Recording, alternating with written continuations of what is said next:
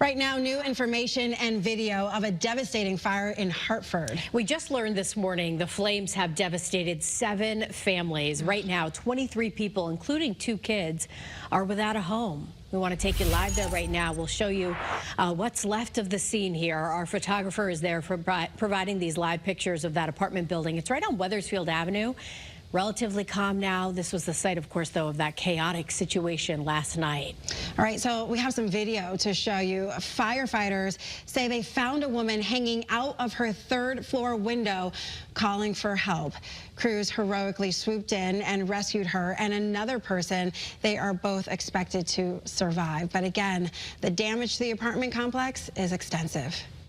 Someone who lived there were their relative, and they had to get them, like they were like saying help, help, like help, and they ran out.